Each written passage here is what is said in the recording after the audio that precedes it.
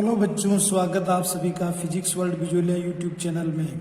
जैसा आपको मालूम है 12वीं भौतिक विज्ञान का पहला चैप्टर चल रहा है। इससे पूर्व के वीडियो में हम कूलाम के नियम को और जो है आवेश वगैरह को अच्छी प्रकार से समझ चुके हैं। आज के इस वीडियो में हम बात करेंगे कूलाम के नियम का सदिश निरूपण किस प्रकार किया जाता है। प्यारे विद्यार्थियों, कूलाम का नियम आपके ध्यान में होगा कि अगर हमारे पास दो स्थिर आवेश है, उन स्थिर आवेशों के नाम जो है हम Q1 और Q2 दे देते हैं और इन दोनों को मिलाने वाली रेखा को इस प्रकार से निरूपित कर देते हैं और उनके बीच की दूरी को जो हम स्मॉल r मान लेते हैं। तो देखिए विद्यार्थियों, ये आवेश जो है समान भी हो सकता है और विपरीत भी हो सकता है, यानी कि इसमें से Q1 आवेश धनात्मक हो सकता है, ऋणात्मक हो सकता है, इसी प्रकार से Q2 आवेश भी हो सकता है। देखिए, अगर हमने दोनों आवेशों को समान प्रकृति का लिया है तो जो लगने वाला बल है, यानी कि Q2 के कारण जो Q1 पर बल लगेगा, या हम कहें कि Q1 के कारण Q2 पर जो बल लगेगा, उसका मान हम कूलाम के नियम से देंगे F बराबर 1/4 pi epsilon not Q1 Q2 upon r²। और जो है आप दिशा बताएंगे, तो क्योंकि यहाँ पर हमने समान आवेश लिया है तो ये दोनों आवेश एक दूसरे को क्या करेंगे, प्रतिकर्षित करेंगे और दिशा किस प्रकार से हो जाएगी, विपरीत हो जाएगी। यानी कि आप ऐसे लिख सकते हैं कि यहाँ पर जो हमारा बल है Q2 आवेश के कारण Q1 पर लग रहा है। देखिए, फिजिक्स में किसी भी स्टेप को, प्रतीक को लिखने का अपना एक सिस्टम होता है। आप उसको समझने का प्रयास करिए कि दूसरा आवेश जो है पहले आवेश पर बल लगा रहा, तो उसको हम ऐसे लिखेंगे कि दूसरा आवेश, ये दूसरा आवेश किस पर बल लगा रहा है, पहले पर। तो क्या लिखेंगे, F12 लिखेंगे।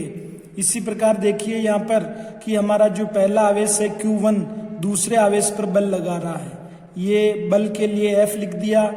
कौन लगा रहा है भाई, पहला आवेश। किस पर बल लगा रहा है, दूसरे आवेश पर। समझ रहे हो?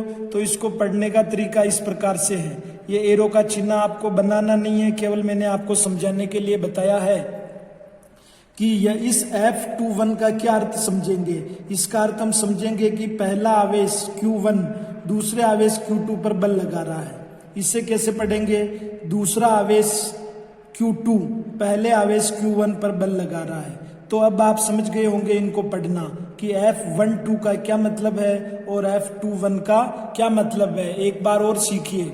F21 हमने लिखा है, इसका मतलब कि हमारा Q1 आवेश, ये रहा Q1 आवेश, किस पर बल लगा रहा है, Q2 आवेश पर। फिर इसको कैसे पढ़ेंगे, F12 को, इसे हम इस प्रकार पढ़ेंगे कि हमारा दूसरा आवेश Q2 पहले आवेश Q1 पर बल लगा रहा है। तो पहली चीज आपने जो है इसको रफली समझ लिया है कि किस प्रकार से बलों को हम लिखते हैं और उनको कैसे पढ़ते हैं। दूसरी चीज आप इस डेरिवेशन में एक और सीखेंगे, ये 11वीं में भी हमने पढ़ा है, एकांक सदिश। ये डेरिवेशन भी जो है, इस स्टेप को भी हम इस डेरिवेशन में काम में लेंगे। देखिए, एकांक सदिश जो है उसको कैप लगा करके बताया जाता है कि जैसे हमने आर कैप लिखा है, यानी कि हमें यूनिट वेक्टर निकालना है, तो क्या लिखेंगे, स्थिति सदिश R, ये वेक्टर R और इस वेक्टर R का जो है परिमाण, दोनों तरफ हमने ये एक खड़ी पई, दोनों तरफ खड़ी पई या जो है सीधी लाइन खींची, इसका मतलब होता है मोड, मैग्नीट्यूड। इसको हम इस प्रकार से भी लिख सकते हैं, एकांक सदिश R कैप बराबर वेक्टर R, या हम दोनों मोड नहीं लगाएं तो सिंपल R भी लिख सकते हैं। तो ये एकांक सदिश जो है दिशा बताने का काम करता है, आपके समझ में आ गया होगा। दूसरी चीज इसमें समझने वाली है, वो मैं आपको जो है कार्तीय निर्देशांक पद्धति बना करके समझाता हूँ। देखिए, ये हम जो है इसको त्रिविमीय भी लें या द्विविमीय लें। त्रिविमीय लेंगे तो देखिए इधर Z हो जाएगा, ये हमारे लिए X एक्स अनुदिश हो जाएगा और ये Y एक्सिस हो जाएगा। ठीक है। अब देखिए यहाँ पर आपने जो है दो आवेश लेंगे, दो स्थिर आवेश लेंगे, कूलाम का नियम लगाना है, तो यही हमारे पास तरीका है। ठीक है। इसको मूल बिंदु से आप मिलाइएगा। ये एक तरह की डिस्टेंस है, दूरी है। दूरी तो अदिश होती है, परंतु आप यहाँ पर थोड़ा ध्यान से देखेंगे तो ये मूल बिंदु से जो है दिशा भी बता रहा है, किसकी, Q1 आवेश की। Q1 आवेश की मूल बिंदु से क्या बता रहा है, दिशा भी बता रहा है। तो हम उसको स्थिति सदिश से निरूपित करेंगे, ये स्थिति सदिश इस प्रकार से। चलिए, ये हमारा Q2 आवेश है, इसको भी आप यहाँ पर दूरी देखना चाहेंगे तो स्थिति सदिश से बताएंगे, और मान लीजिए ये R2। ओके, अब ये एक तरह का सदिश हो गया हमारा, हालांकि है दूरी है, मूल बिंदु से Q2 आवेश की कितनी दूरी है, इसकी भी मूल बिंदु से कितनी दूरी है, परंतु दिशा का ज्ञान भी हो रहा है, तो इसको हम स्थिति सदिश कहेंगे, केवल दूरी नहीं कहेंगे। अब देखिए, हमें पता है कि जो कूलाम का नियम है वो एक जो इन दोनों को मिलाने वाली रेखा के अनुदिश ही लगता है, मिलाने वाली रेखा के अनुदिश ही लगता है, और दोनों को आपने धनावेश लिया है, ये भी पॉजिटिव है और ये भी हमारा पॉजिटिव है। तो ऐसी स्थिति में Q2 के द्वारा जो बल Q1 पर लगा जाएगा उसकी डायरेक्शंस कुछ इस प्रकार होगी, ठीक है, बाहर की ओर। Q2 के द्वारा किस पर बल लगाया जा रहा है, Q1 पर। वापस पढ़ रहा हूं मैं, Q2 के द्वारा Q1 पर, Q2 के द्वारा Q1 पर बल लगाया जा रहा है। समझ गए होंगे अपन इसकी कि इसको हम कैसे लिखेंगे, F12 से। चलिए इधर देखिए, इधर ध्यान दीजिए, इस वाले में इधर भी आप बल की दिशा देखेंगे, ठीक है, बल की दिशा देखेंगे तो यहाँ पर Q1 लगा रहा है, Q1 जो है बल लगा रहा है किस पर, Q2 पर। Q1 आवेश के कारण Q2 पर लगने वाला बल, Q1 आवेश, तो 1 को लिखिएगा, और फिर जो है इधर 2 को लिखिएगा। तो 1 लगा रहा है बल किस, पहले आवेश के कारण दूसरे पर बल, और दूसरे आवेश के कारण पहले पर बल। समझ गए होंगे इस F12 और F21 को। चलिए, डायरेक्शन की चीज हो गई। अब एक चीज और मैं आपको बताऊंगा, यहाँ पर स्थिति सदिश जो है, ये दो चीज और समझाना चाह रहा हूं, R12 और दूसरा है R21। इन दोनों को समझ लिए आपने तो फिर आपके लिए डेरिवेशन बहुत आसान हो गया। चलिए समझने का प्रयास करते हैं। ये लिखा हुआ है, इसका मतलब हम समझेंगे कि R2 स्थिति सदिश से हमें R1 स्थिति सदिश की ओर चलना है। देखिए, उल्टा पढ़ना, इधर से इकाई का अंक जो होता है, अपन इकाई दाई जो है इधर से स्टार्ट करते हैं, उधर से इसको पढ़ना चालू करिएगा कि दूसरे स्थिति सदिश से पहले स्थिति सदिश की ओर। तो क्या डायरेक्शन हो गई भाई, ये दूसरा स्थिति सदिश पहले की ओर जा रहे हैं, तो ये डायरेक्शन हुई नहीं हुई, ये देखिए इधर हो गई। चलिए साहब, इसको कैसे पढ़ेंगे, इसको पढ़ेंगे पहले स्थिति सदिश से दूसरे स्थिति सदिश की ओर। पहला स्थिति सदिश हमारा ये है, यानी कि इसमें अपन R12 में किधर जा रहे हैं, इस तरफ जा रहे हैं, ठीक है, F12 की ओर जा रहे हैं, ये लिखा हुआ है, इसका मतलब ये। चलिए, R21 लिखा तो उसका मतलब क्या होगा कि पहले स्थिति सदिश की ओर से, पहले स्थिति सदिश से हम दूसरे स्थिति सदिश की ओर जा रहे हैं। पहला स्थिति सदिश ये रहा हमारा, हमें दूसरे स्थिति सदिश की ओर जाना है। डायरेक्शन कैसी हो जाएगी, ये पहले वाले की विपरीत, और ये कौन सा बल है इस तरफ, F21। देखिए, बहुत ही आसान जो है तरीके से मैंने आपको बताया है। यहाँ पर R21 का मतलब हो गया हम F21 वाली डायरेक्शन की बात कर रहे हैं। यहाँ पर R12 का मतलब हो गया अपन F12 जो बल लग रहा है उसकी दिशा से बात कर रहे हैं। तो ये दो चीजें आपको क्लियर हो गई होगी। देखिए, इसी पर हम वापस आते हैं, इस वाले डायग्राम को आप देखिए दोबारा से कि चलिए अपन किसी एक की बात कर लेते हैं, R12 की बात कर लेते हैं, ठीक है। ये सदिश है, स्थिति सदिश। इसका क्या मतलब हुआ कि जो हम दूसरे स्थिति सदिश क्या मतलब हुआ, दूसरे स्थिति सदिश से पहले स्थिति सदिश की ओर जा रहे हैं। ये दूसरा स्थिति सदिश है और किसकी ओर जा रहे हैं, पहले स्थिति सदिश की ओर। तो डायरेक्शन सही बनाई मैंने, ये क्या लिखूंगा यहाँ पर, R12 लिख दिया भाई। देखिए, R12 लिखने का अर्थ समझ गए होंगे, और दिशा जो मैंने बताई ये भी आप समझ गए होंगे। अब देखिएगा, ये स्थिति सदिश है तो दिशा बताइए भाई, ये दिशा मूल बिंदु से इस तरफ, इसकी भी बताइए मूल बिंदु से इस तरफ। चलिए, अब आपने 11वीं में जो है सदिश संयोजन के जो है त्रिभुज नियम, चतुर्भुज नियम या बहुभुज नियम पढ़े हैं। उसमें से देखिए, त्रिभुज वाला नियम हमें कहता है कि इसका योग कैसे कर पाएंगे। यहाँ से चलते हुए हम यहाँ तक पहुंचे और यहाँ से पहुंच करके हम यहाँ तक आ गए, तो इन दोनों का योग कौन देगा, इन दोनों का योग जो है इनके विपरीत दिशा में आने वाला सदिश जो है देगा। ये हम 11वीं में पढ़ चुके हैं। देखिए यहाँ से हम यहाँ आए, फिर यहाँ से आगे इस तरफ बढ़ रहे हैं, तो इन दोनों का रिजल्टेंट परिणामी कौन होगा, ये होगा R1। तो देखिए यहाँ पर मैं कैसे लिखूंगा, देखो मैं लिखूंगा R2 vector plus R12 vector, और इन दोनों का रिजल्टेंट किसके बराबर होगा, R1 के बराबर होगा। मेरे लिखने का जो है अर्थ आप समझ गए होंगे मैंने कैसे लिखा। यहाँ से आप R12 स्थिति सदिश की वैल्यू निकालिए, तो क्या होगा, इसको यही रहने देते हैं, इसको इधर ले जाते हैं, तो R1 vector minus R2 vector ये मिलेगा आपको। चलिए अगर मान लीजिए दिशा आपने इस तरफ नहीं ली, ठीक बात है ना, इस तरफ भी तो ले सकते हैं, तो उस स्थिति में जो है आप क्या लिखेंगे, R21 लिखेंगे। R21 का मतलब हुआ कि स्थिति सदिश प्रथम से, यानी कि R1 स्थिति सदिश से हमें R2 स्थिति सदिश की ओर चलना, यानी कि यहाँ से हमें जो इधर चलना, तो ये एरो का चिन्ह है जो इधर आ जाएगा, समझ रहे हो ना, अपोजिट हो जाएगा। तो इस रिजल्ट को हम सिमिलरली ऐसा लिख सकते हैं, सिमिलरली R21 के लिए यहाँ पर R1 की जगह R2 हो जाएगा और R2 की जगह R1 हो जाएगा। आप चाहें तो इस तरीके से जो है निकाल भी सकते हैं। अगर ये चीज आपने देख ली, समझ ली, तो हमारे लिए जो है इस पूरे टॉपिक को समझना बहुत आसान हो गया। तो इस चीज को आप एक बार समझ गए, हमारे पास नोट्स बने हुए हैं, मैं सीधा आपको बने हुए नोट्स पर ले चलता हूं और जो है वहां पर मैं आपको समझाता हूं कि कूलाम के नियम को किस प्रकार से जो है सदिश रूप में लिखा जाता है। देखिए कूलाम के नियम को सदिश रूप में लिखना हमारे लिए उपयुक्त भी है, क्योंकि बल जो है कौन सी राशि है, सदिश राशि है, तो उसे सदिश निरूपण में लिखना हमारे लिए उपयोगी रहेगा। चलिए नोट्स की बात करते हैं। ये हमारे पास जो है नोट्स आ गए। ये मैंने टॉपिक डाला है कूलाम नियम का सदिश निरूपण, vector representation of coulombs law. चलिए इसमें जो है कुछ 1-2 लाइन लिख देते हैं, फिर हमारा मैथमेटिकल वर्क स्टार्ट हो जाएगा। चूंकि बल एक सदिश राशि है, अतः कूलाम नियम को सदिश रूप में लिखा जाना उपयोगी है। माना Q1 तथा Q2 का मूल बिंदु के सापेक्ष स्थिति सदिश क्रमशः R1 वेक्टर तथा R2 वेक्टर है। देखिए डायग्राम में स्पष्ट दिया हुआ, Q1 आवेश का स्थिति सदिश ये रहा, Q2 आवेश का स्थिति सदिश ये रहा। चलिए सदिश नियम जो हम 11वीं में पढ़ चुके हैं, यहाँ पर जो है मैंने देखो डायरेक्शन बनाई है, ये डायरेक्शन, इस डायरेक्शन से अपन ऊपर की ओर निकल रहे हैं, यानी किसकी बात कर रहे हैं, R12 की। यहाँ पर कौन आया हमारे पास, R12 स्थिति सदिश। चलिए मैं लिख देता हूं, मैं कोई भी एक स्थिति से जो है इनको निकालना है, तो यहाँ पर मैं जो है वेक्टर R12 लिख देता हूं।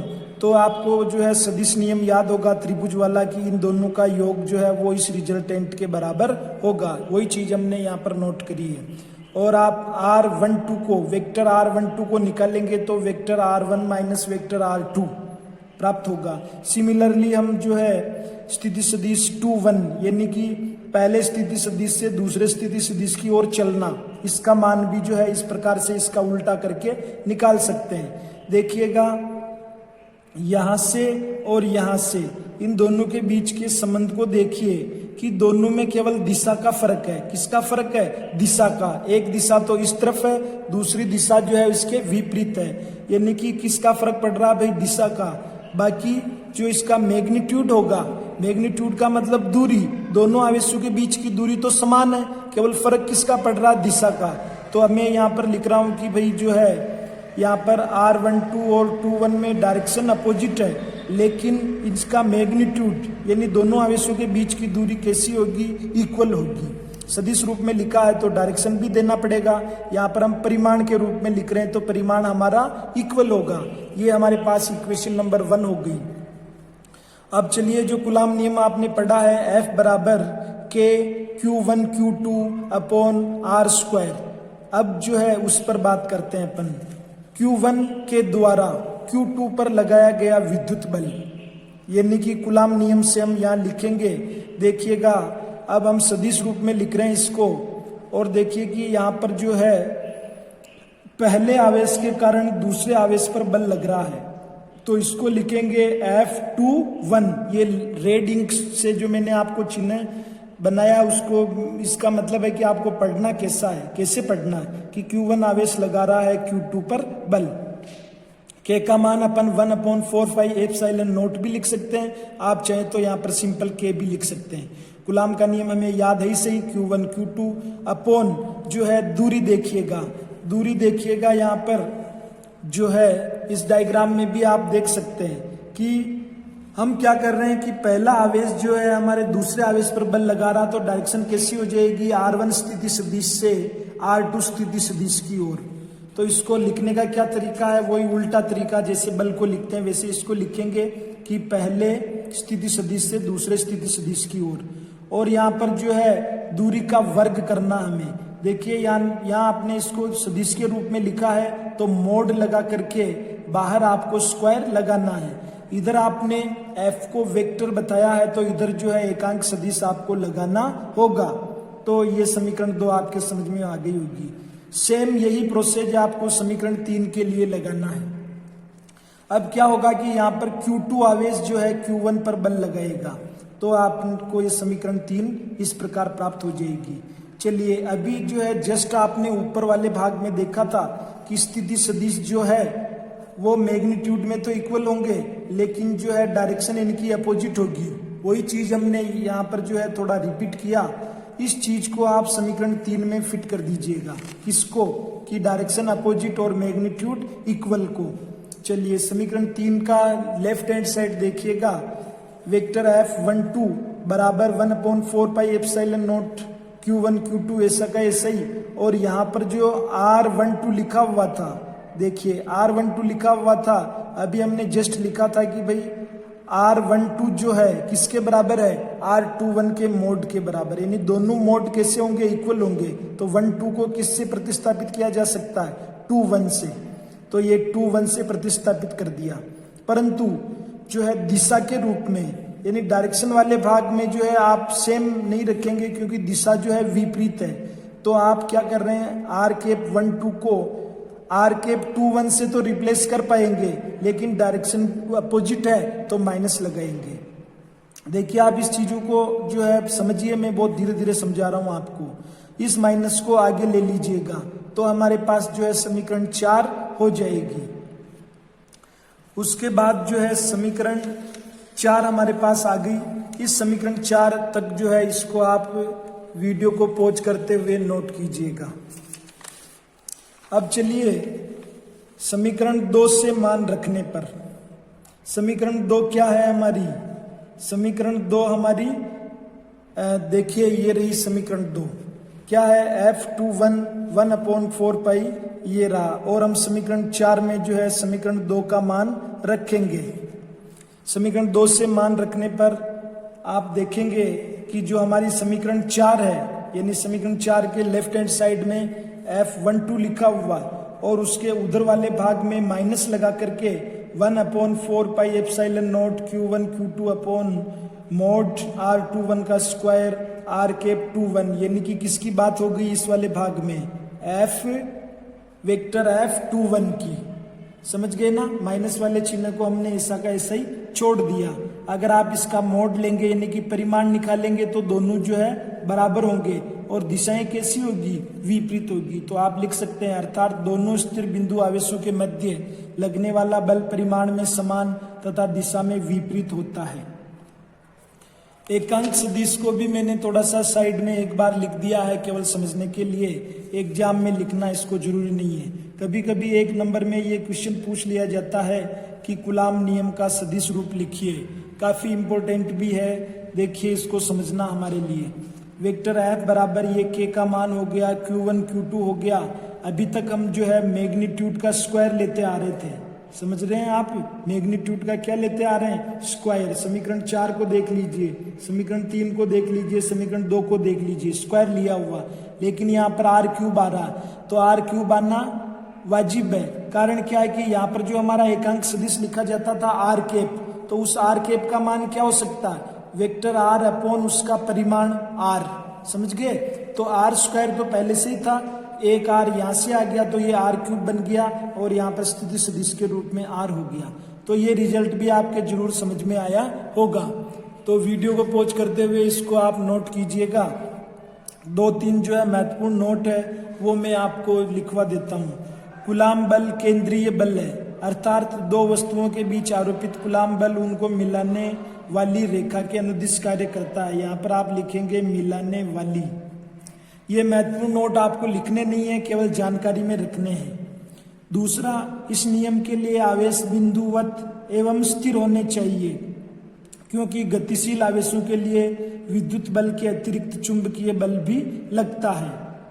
चलिए ठीक है। फिर तीसरा जो है, ये तो हम पहले कह चुके हैं कि हमारा कूलाम का नियम जो है स्थिर आवेशों के लिए ही लागू होता है। तीसरा, यदि एक आवेश Q1 दूसरे आवेश Q2 पर कोई बल आरोपित करता है, अभी हमने देखा था Q1 Q2 दोनों आवेश है तो दोनों एक दूसरे पर बल आरोपित करेंगे। तब यदि तीसरा आवेश Q3 पास में लाया जाता है तो Q1 द्वारा Q2 पर आरोपित बल अपरिवर्तित रहता है। तो आप इस टॉपिक को नोट करिए प्यारे बच्चों और इसको समझिएगा। वीडियो देखने के लिए आपका धन्यवाद।